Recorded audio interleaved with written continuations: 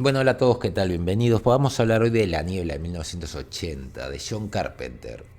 Un poco de historia sobre esta película. Esta película viene después de La Noche de Halloween, que había tenido como protagonista a Jamie Lee Curtis.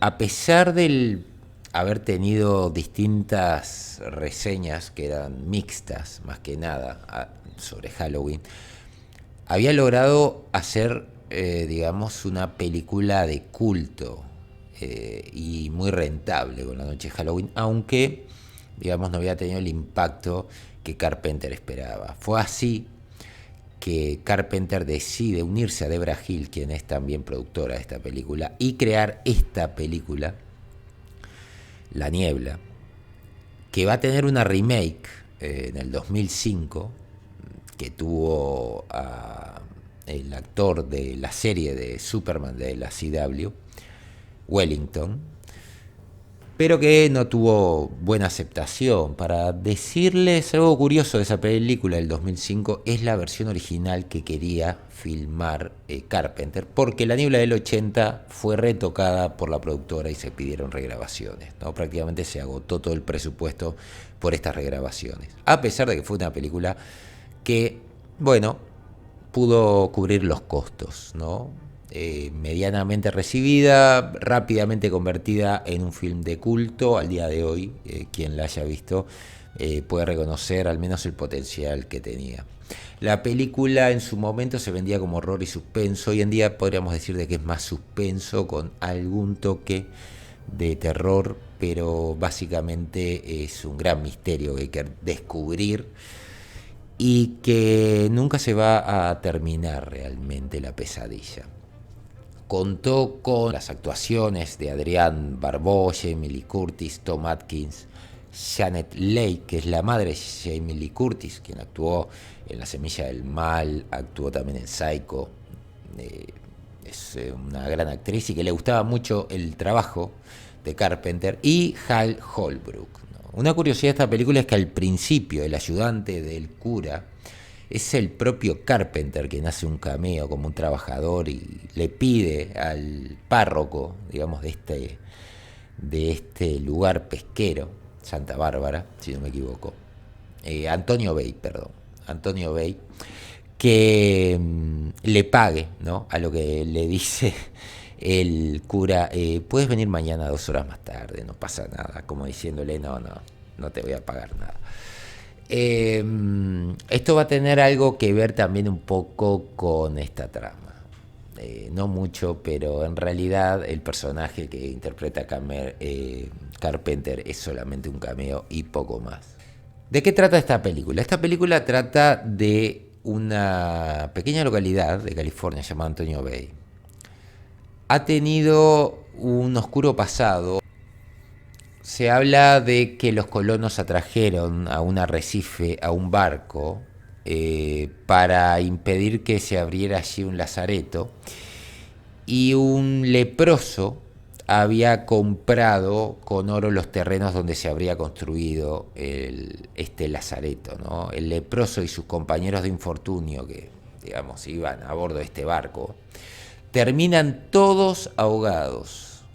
Luego, los 6 que habían conspirado para llevar a este buen hombre a su triste final, hicieron un plan para fundar Antonio Bay, utilizando el oro de esta gente, y usaron parte de él para hacer una cruz de oro en el altar de la iglesia, ¿no?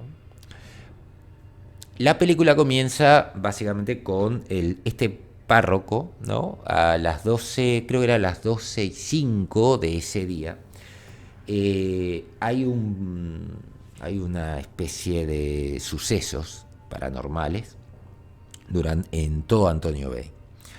Y en uno de esos sucesos cae una piedra y el párroco descubre un diario de uno de sus antepasados, contando un poco toda esta historia, ¿no?, que les acabo de contar.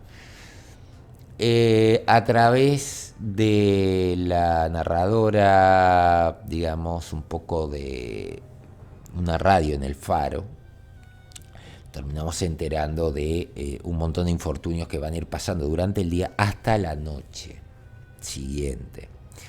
Uno de ellos es un barco que es atrapado por la niebla y todos sus marineros son asesinados, son encontrados por los protagonistas, ¿no? Jamie Lee Curtis y Tom Atkins, quienes lo llevan al forense, y el forense dice de que esta persona tiene, parece que hubiera estado ahogado fácil un mes, ¿no? Comentando el personaje de Tom Atkins que lo que le llamó la atención fue que el barco parecía que hacía tiempo que estaba, digamos, a la deriva, cosa que no había pasado porque habían pasado un día, 2 días. Y ese es un misterio que comienza a ver junto a que este cadáver se levanta y marca un 3, ¿no? Resulta que básicamente hay una maldición que tienen que matar a los descendientes de estos 6 fundadores, no importa quién sea. Van a haber distintas subtramas, podemos decir un poco del protagonismo está separado, hay dos arcos que más o menos son los que terminan uniendo, podríamos decir los principales. Uno es esta mujer que está en el faro y te va comunicando un poco lo que está pasando de un lado y del otro y cómo se mueve la niebla. Es una niebla que va contra el sentido del viento, antinatural, con luces, y a través de la niebla pueden, digamos, manifestarse estas criaturas, cosa que es bastante interesante. La otra cosa que también es extremadamente interesante es el arco de, digamos,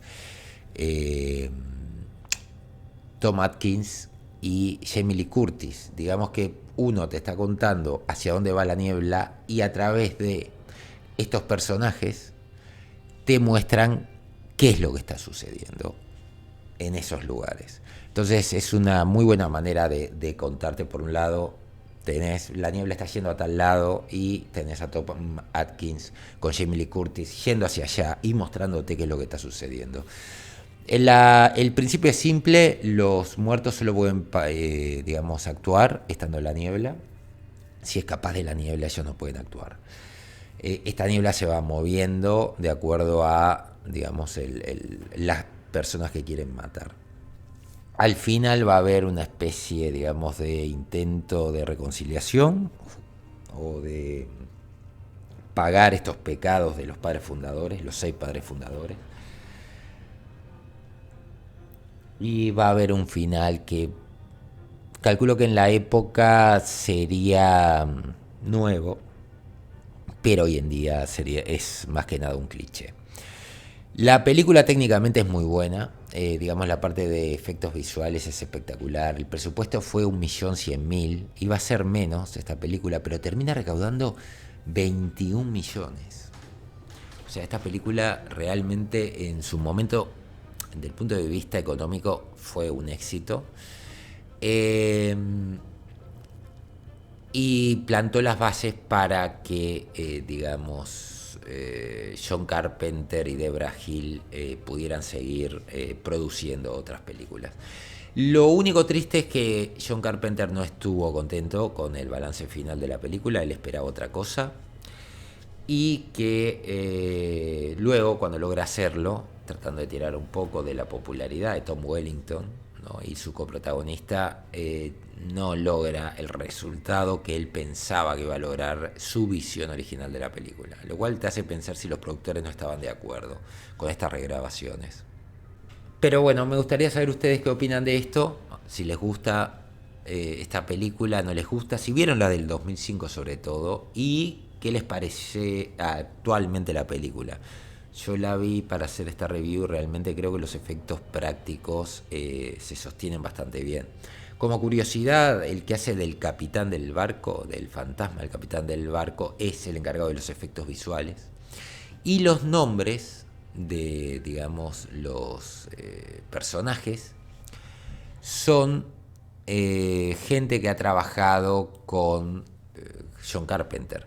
Por ejemplo, está Dan O'Bannon, aparece una alusión al Dr. Fives, aparece Nick Castle, que es, digamos, el encargado de efectos visuales. Es como una especie, digamos, de guiño que le quiso hacer a toda la gente con la cual había trabajado. Pero bueno, me gustaría saber ustedes qué opinan de esta película, así que dejen todo lo que opinen en la caja de comentarios. Saludos a todos y nos vemos en la próxima. Adiós.